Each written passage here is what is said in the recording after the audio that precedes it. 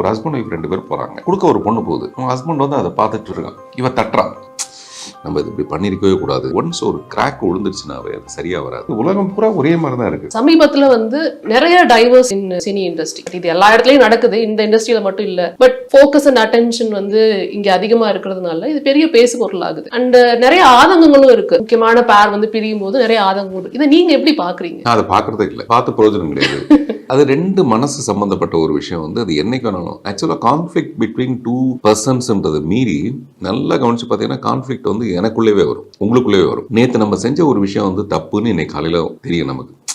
நம்ம இது இப்படி பண்ணிருக்கவே கூடாது அப்படின்னு யோசிப்போம். அப்போனா கான்ஃபிளிக்ட் எனக்குள்ளவே இருக்கு. அப்போ உங்களுக்கு எனக்கு ஏன் வராமல் இருக்கணும்? எப்பவுமே நம்ம ரொம்ப கிட்ட நெருங்கிட்டோம்னா நெருங்கினதுக்கு அப்புறம் அதுல ஒரு பெரிய சுவாரஸ்யம். அதனாலதான் காதல் எப்பவுமே ரொம்ப சுவாரஸ்யமான விஷயம். காதல் என்பது எதுவரை கல்யாணம் ஆகும் வரைன்னு ஒன்று பாட்டு ஒன்று இருக்கும். அங்க வந்து அது இது என்னுடைய பொருள் ஆயிடுது, இது என்னுடைய கையாயிடுது, என்னுடைய இதயம் ஆயிடுது அப்படின்னும் போது அதுக்குள்ள ஒரு பெரிய சுவாரஸ்யம் கிளுகிழுப்பதில்லை.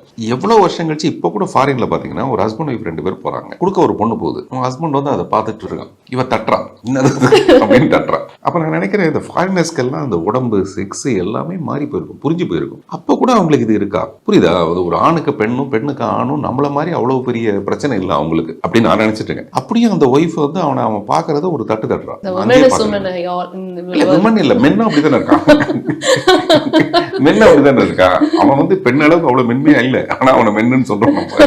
அவனுக்கு அப்படிதான் பார்வை போகுது, அதையும் அப்படிதான் இருக்கு. அந்த பொசசிவ்னஸ் இருக்கு. இது உலகம் பூரா ஒரே மாதிரி தான் இருக்கு. அதாவது நம்ம எவ்வளவு உயிர்ந்து வெளியில வந்துட்டா கூட இன்னமும் நம்ம அதுக்குள்ளேயே தான் சொல்லிட்டு இருக்கோம். டைவர்ஸ் வந்து நான் இப்ப எப்படி பாக்குறேன்னா, மனசு ஒட்டலைன்னா உடனே பிரிஞ்சிடறதா நல்லது. அடுத்த மொமெண்ட்டை நம்ம நமக்குன்னு வச்சுக்கணும். அது ஆணோ பெண்ணோ யாரா இருந்தாலும், அது என்னுடைய பொண்ணா இருந்தாலும் யாரா இருந்தாலும். இப்ப நான் சொல்ல மிந்திலாம் நம்ம ஓடி போய் தடுப்போம். நான் மட்டும் இல்லை, எல்லாரும் ஓடி வந்து இதுக்கு அந்த காலத்துல இருந்து ஒரு பஞ்சாயத்து ஒன்று இருக்கும். அந்த பொண்ணை கூப்பிட்டு உட்கார வைப்பாங்க, மாப்பிள்ளை கூப்பிட்டு உட்கார வைப்பாங்க. என்னப்பா பிரச்சனை, இனிமே இதெல்லாம் நடக்காம பாத்துங்க அப்படின்வாங்க. ஒன்ஸ் ஒரு கிராக் விழுந்துருச்சுனாவே அது சரியா வராது. இது வந்து எனக்கு இப்ப இருக்கிற மெச்சூரிட்டி. சரியா வரலையா 2 பேரும் போய் அவங்கவுங்க அவங்களுடைய வாழ்க்கையை வந்து வாழ்ந்துட்டே இருக்க வேண்டியதான். இப்ப எனக்கு சமீபத்தில் அந்த மாதிரி என்னுடைய ஃப்ரெண்டுக்கும் அவங்க வீட்டில் அவங்க மிஸ்ஸஸ்க்கும் ஒரு பிரச்சனை வரும்போது நான் அந்த மிஸ்ஸஸ்ட்ட நிறைய பேசினது என்னன்னா, தயவு செய்து ஒரு ஆப்பர்ச்சுனிட்டியை எடுத்துட்டு கிளம்பிடுங்கன்றாங்க.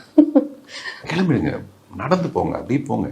அப்படி போனீங்கன்னா இந்த ஒரு புது வாழ்க்கையை நீங்க பாப்பீங்க. இது நான் பேசுறது இந்த கல்ச்சர் சம்பந்தப்பட்டது, அதெல்லாம் கண்ட்ராக்ட். யாராவது வச்சுட்டு அழுதுட்டு இருக்கணும், எனக்கு அதை பத்தி பிரச்சனையே கிடையாது. நான் ஒரு தனி மனதை மட்டுமே பாக்குறேன். ஒரே ஒரு மனசு. புருஷனுக்கு ஒரு மனசு மாறி போச்சு, அவர் வந்து வேற ஒரு பெண்ணோட போறதுக்கான ஒரு விஷயம் வந்துருச்சு. இந்த பொண்ணு உட்காந்து அழுதுட்டே இருக்க வேண்டாமே. நீங்க எல்லாத்தையும் உதறிடுங்க. ஒரு பையன் இருக்கானா, பொண்ணு இருக்கா, யாரும் இருந்தாலும் கொண்டு போய் ஹாஸ்டல்ல சேர்த்துருங்க. அவங்க நிம்மதியா இருப்பாங்க, நீங்க உங்க வாழ்க்கையை பார்த்துட்டு போயிடும். நோனோனா நம்ம கல்யாணம் பண்ணிட்டோம்னா குழந்தை பிறந்துச்சுன்னா நம்ம இப்படியே தான் இருக்கணும்னா சாகிற வரைக்கும் அவங்க சங்கடத்துக்கு தான் இருப்பாங்க. சாகும்போது கூட என்ன நிறைய இப்போ அப்பா அம்மாவுக்கு நிறைய வருத்தம் இருக்கும். தன்னுடைய பெண் வந்து நீ கூட பார்த்தேன், குஷ்பு வந்து தன்னுடைய 24 வயது பெண் வந்து இப்போதைக்கு திருமணம் வேணாம இன்னும் கொஞ்ச நாள் ஜாலியா இருக்கட்டும் அப்படின்னு ஒரு ஸ்டேட்மெண்ட் ஒன்று பார்த்தேன். இது எங்கிருந்து வருதுன்னா, எல்லா தாய்க்கும் எப்படி வருதுன்னா 2 விதமான ரியாக்ஷன் இருக்கும். ஒன்று, தனக்கு கிடைச்ச சுதந்திரம், தனக்கு கிடைக்காத சுதந்திரம் தன்னுடைய பொண்ணுக்கும் கிடைக்கக்கூடாது. அல்லது தனக்கு சுதந்திரம் கிடைக்காதனால நம்ம எவ்வளோ கஷ்டப்படும், நம்ம பொண்ணுக்கு அப்படி இருக்கக்கூடாது. எனக்கு தெரிஞ்சு இப்போ எல்லாம் எல்லா அம்மாவும் நினைக்கிறது அந்த பொண்ணு வந்து சேஃப்டியாக இருக்கணுமே தவிர அவள் சங்கடத்தில் இருக்கக்கூடாது. அப்புறம் ஏதோ ஒரு தேவைக்காக அவசரப்பட்டு போய் ஒரு கல்யாணங்கிற ஒரு பந்தத்துக்குள்ளே போய் மாட்டிக்கூடாது. இப்போ அந்த மெச்சூரிட்டி எல்லாருக்குமே வந்திருக்கு. அதனால் இப்போ அவ்வளோ பெரிய பிரச்சனை இல்லைன்னு நினைக்கிறேன்.